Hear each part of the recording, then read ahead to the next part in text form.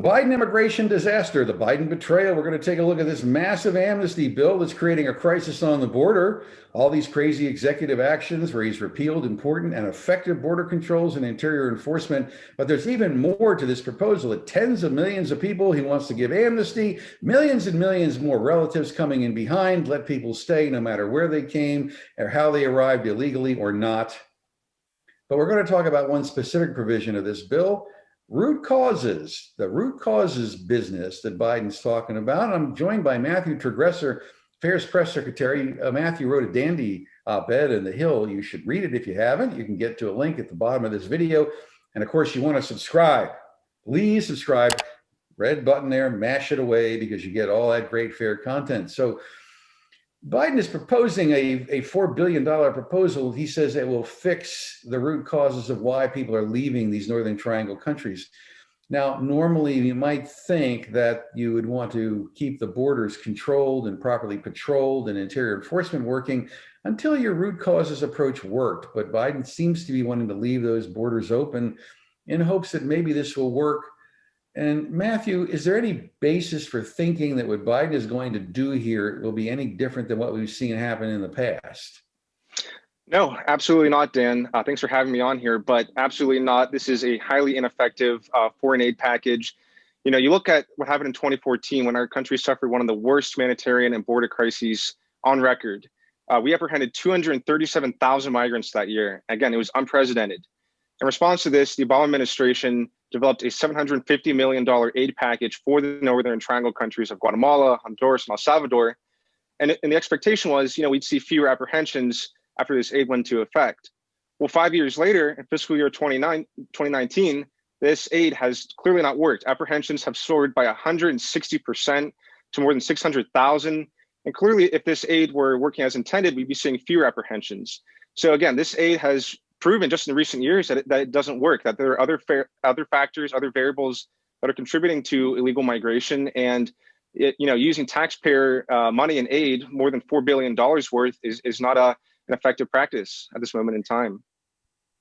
So you have the problem of the money not getting where it ought to go, right? Because of systemic governmental corruption, right? Absolutely. In fact, the State Department just released a report saying that they found 50 senior government officials, current or former, who facilitated in corruption in the Northern Triangle countries, in Guatemala, Honduras, and El Salvador. Just recently, the Honduran president was charged with taking bribes from drug traffickers, according to U.S. prosecutors. So again, do we really trust these types of people with large sums of money and aid, billions of dollars in taxpayer funding? No, I don't think we can at this moment. Well, and the money that does get to people, in the same way that remittances come from people working illegally here and sending money back home, seems to actually finance the travel for relatives who want to come up and join them.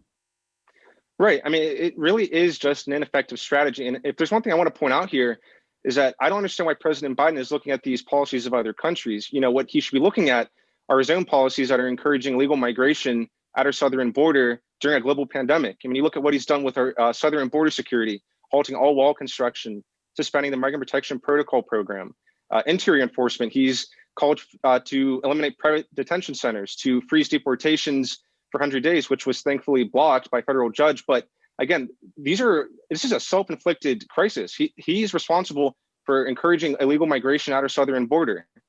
It's clear. Apparently that's intended. Now, it would seem to me that if you wanted to really help those countries, you would first work on a multilateral basis with other countries so that we are enforcing uniform standards for accepting their people, as opposed to letting them send people out of the country to send back hard currency, which is really a corrupt practice. And secondly, we would want to hold them accountable for the use of the money. Thirdly, it would seem to me that it would be important to say political and economic reform is vital if you want to regularize migration into this country. And then lastly, if you really want to see those countries improve, the last thing we want to do as an ethical matter is encourage people who are maybe motivated or ambitious or work hard to leave that country and come up here, leaving behind the people who are dependent on them. That's not a viable economic strategy and not a long-term growth plan for a healthy society.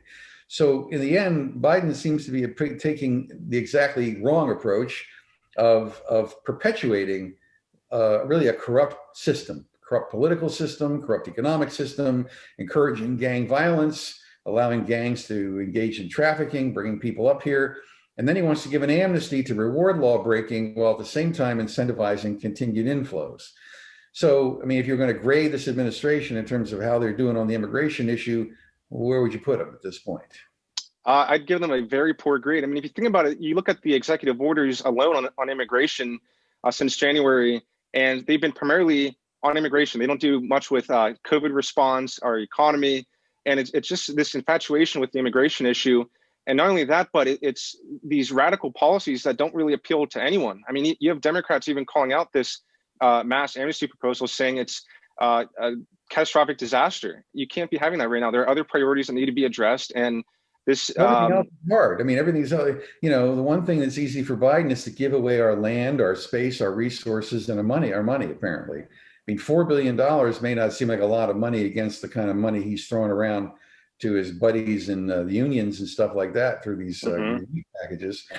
But it's a lot of money in terms of Americans who are out of work and want to get some kind of support. You know, why wouldn't the priority be Americans first right now, particularly during a pandemic? Right. We have more than 10 million Americans who are unemployed. Our unemployment rate is still very high right now. Again, he should be looking out for the people that voted him into office, not the people of other countries and kind of dictating how their policies are going. The priority should be at home, making sure that our Americans are treated fairly and are protected against this unprecedented time. So for those people who really do care about helping people where they are, let's reiterate, because I gave my opinion, Matthew, how would we best help people where they are right now so they wouldn't have to make the trip? Well, I think the first thing is, to encourage them that they can make change in their own elections in the Northern Triangle countries. Their vote matters.